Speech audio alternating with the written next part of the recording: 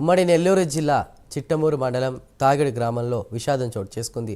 ఇద్దరు యువకులు ప్రమాదవశాత్తు వరద నీటిలో కొట్టుకుపోయారు. మధు, షారుక్ ద్విచక్ర వాహనంపై రహదారిపై ప్రవహిస్తున్నటువంటి వరద నీటిలో నుంచి వెళ్లేందుకు ప్రయత్నించారు.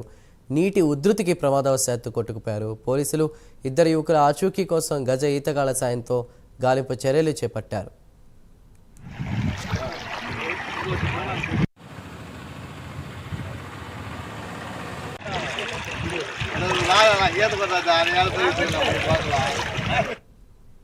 చిట్టమూరు మండలంలో ఇద్దరు యువకులు నీటి ప్రవాహంలో కొట్టుకుపోయినట్టు తెలుస్తోంది. వారి కోసం గజ ఈతగాళ్లు కూడా ప్రస్తుతం అన్వేషిస్తున్నట్టు తెలుస్తోంది. పూర్తి సమాచారాన్ని మా ప్రతినిధి నరేష్ అందిస్తారు. నరేష్, చందు, మొత్తానికి ఫెంగల్ తుఫాన్ ప్రభావంతో నెల్లూరు జిల్లాలో గడిచిన 4 రోజుల నుంచి భారీ నుంచి అతి భారీ వర్షాలు కురుస్తున్నాయి.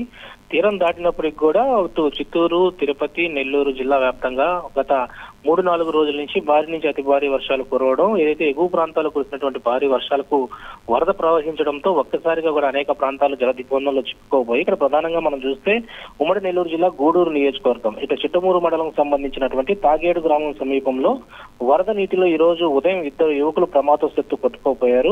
కొత్తకుంట గ్రామం నుండి మల్లం గ్రామం వైపు వెళ్లేటువంటి ఆ ప్రాంతంలో ఏదైతే ద్విచక్ర వాహనదారంపై ఇద్దరు వెళ్తున్నటువంటి క్రమంలో ఒక్కసారిగా కూడా వాగు చాలా ఏదైతే ప్రవాహం ఎక్కువ వేగానికి ఆ యొక్క ద్విచక్ర వాహనం కూడా కొట్టుకోపోయింది. దాంట్లో ఇద్దరు ఉన్నారు. సో ఆ ఇద్దరు ఎవరైనా దాని మీద కూడా పోలీసులు పూర్తి స్థాయిలో గజీతకాలను తీసుకువచ్చి ఉదయం నుంచి కూడా గాలింపు చర్యలు అయితే చేపట్టారు. అయితే ప్రధానంగా పోలీసులు వివరాలు ఇచ్చిన ప్రకారం ఇద్దరు యువకులు మధు, షారుకులుగా ఇప్పటికే పోలీసులు గుర్తించడం జరిగింది.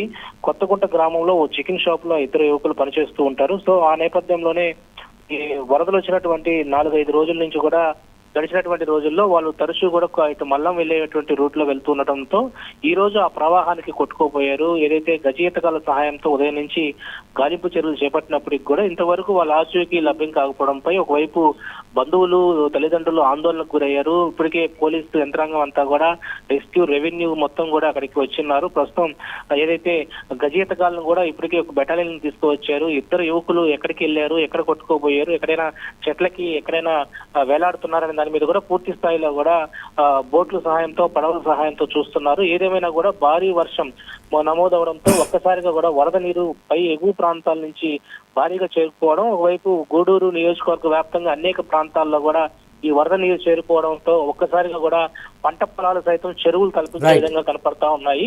మొత్తానికి ఈ యొక్క వర్ష ప్రభావంతో ఆస్తి నష్టం, ప్రాణ నష్టం కొద్దిపాటి కలిగినట్టుగా తెలుస్తా ఉంది. Chandra. Right Naresh, thank you.